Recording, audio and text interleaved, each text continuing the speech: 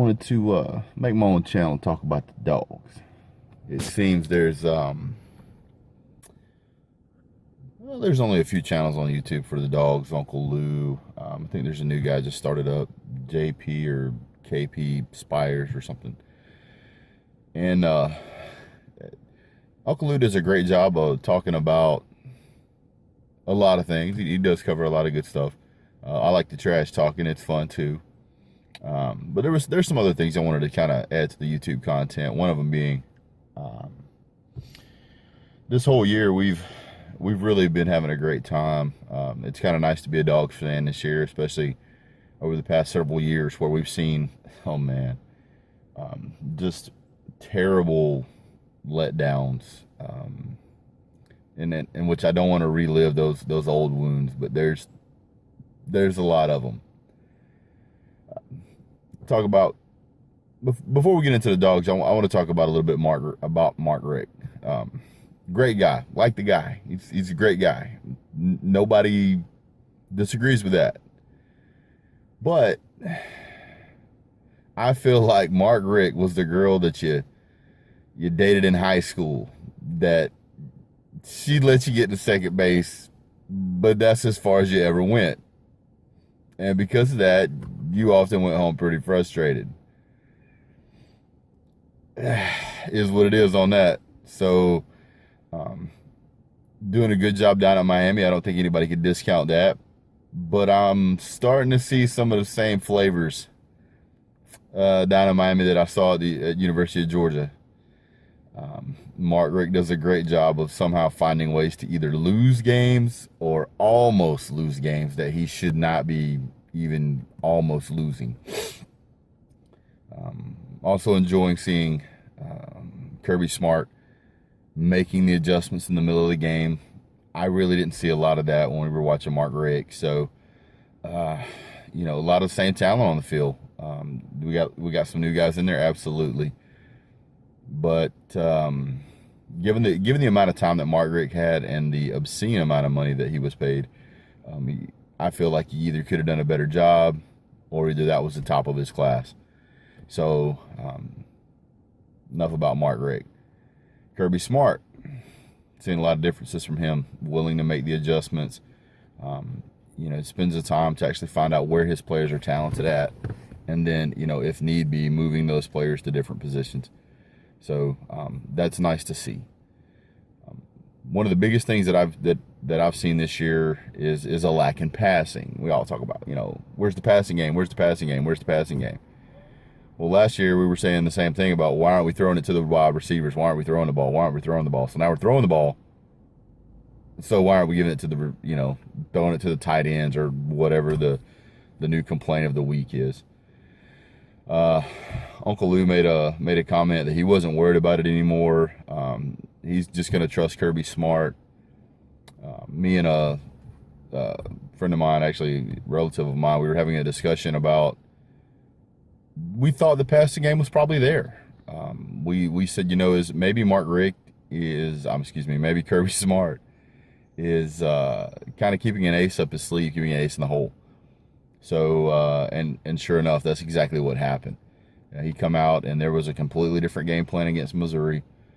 It was not to just pound the rock, which we did a fine job of, but you can really see what happens when you turn Jacob Eason loose. You can also see what happens whenever our guys aren't used to covering the deep threat, and we got burned a couple of times. I'm glad that happened. I'm so glad it happened. Predominantly been covering a lot of teams that really rush the ball, but turn around and see that, these receivers kind of got a punch in the nose, or these cornerbacks, these backs got a punch in the nose, saying, hey, there's teams that will throw the ball over your head. You can't give up on this play just because you're a couple of seconds in and you think the play should be over by now. So once we made the adjustments, of course, all that nonsense stopped. I also think it was good to see UGA kind of get a little bit of a gut punch here and there in the Missouri game to keep them honest, to keep them humble, to keep them working. So I really want to see that same attitude that we came out with earlier in the season continue on, which is we're not going to give up a single yard. And I think we saw a little bit of that fade in the Missouri game. But if it was going to fade in a game, that was a great game to have it fade in because Missouri's pretty much a dumpster fire, or dorm fire, or a political fire. I'm not sure what you want to call it, but it's not great for them. Speaking about not great teams, let's talk about Tennessee Vols. Probably going to catch some flack from Big Vol Daddy or the Vol Road Show or whatever. I'm in the same category as a lot of Georgia fans. I'm in the same category as a lot of other fans just in the SEC in general, which is you ran your mouth about a player's injury, which is pretty pathetic, actually. Regardless of how much you love your team, and I love my team as much as anybody does, but I'm never going to trash talk somebody getting hurt. I love seeing somebody, pop a quarterback or, pop a running back, don't get me wrong, but I never want to see those players get hurt. And I'd certainly never make a comment or make a joke in a derogatory way of any kind about any player's injury. These kids pour their heart into it.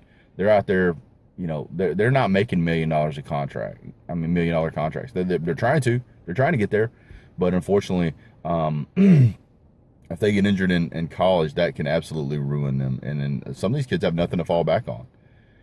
So fortunately, Nick Chubb was able to recover and come back and be an outstanding player for UGA. And earlier in the season, early on when he damaged his leg, didn't break his leg.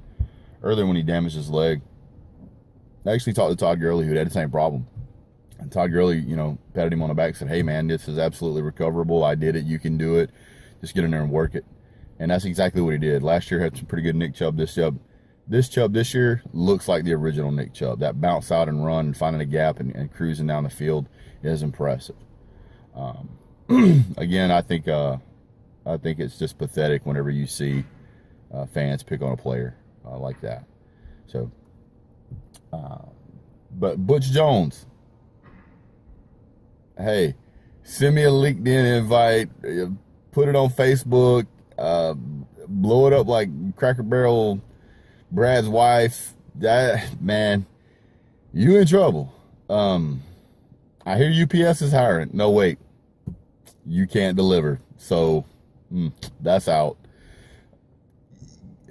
Butch Jones, what are you doing, man?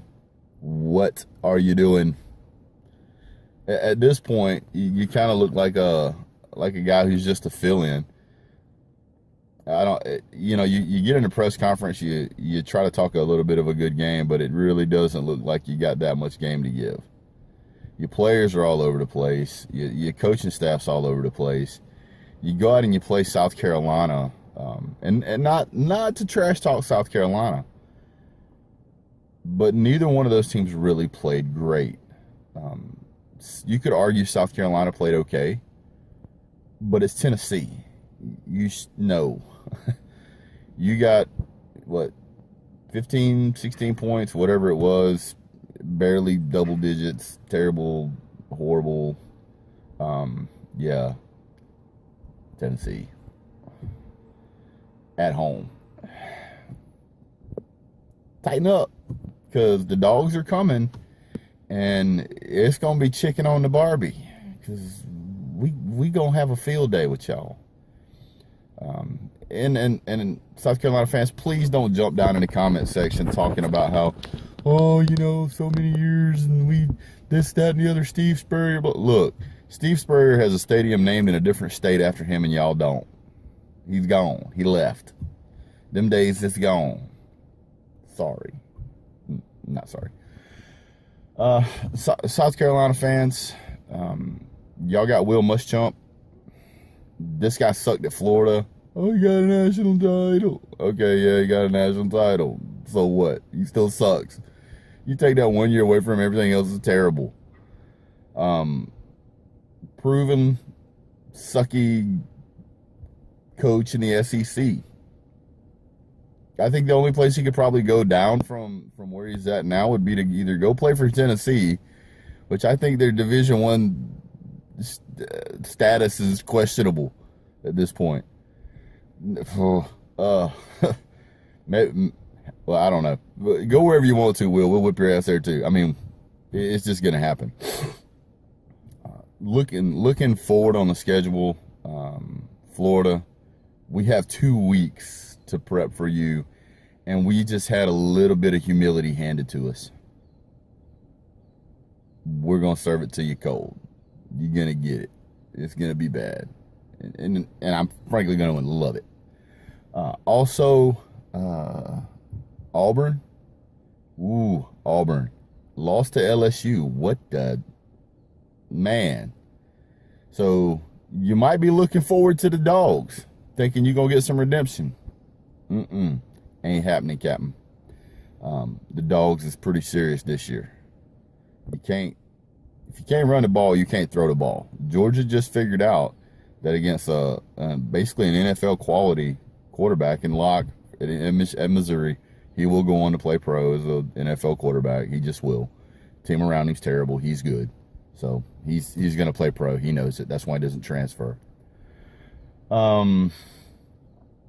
Looking at Auburn, you're going to get exposed. If LSU whooped you like that, oh my goodness. It's coming and it's going to be nasty. I'm not really ready to talk about Bama yet. Looking at the schedule that Bama's played, looking at the schedule that we've played, I think you can make your own comparison that Georgia probably has an opportunity there. I think Bama has an opportunity to also win that game. But I think there's a lot of football left to play before we talk about that. That would be a good game. On paper, it looks like a great game. Also want to talk about the other screw-ups this weekend. Washington State, which I've been telling everybody around me is that I can even see. Washington State and Washington don't belong in the top 10. They don't even belong in the top 25. Those teams suck. They do. You watch them play, they play high school teams, and they do an okay job. But because they haven't lost to anybody, they're ranked. Well, oh my goodness. We'll talk about Clemson in a second.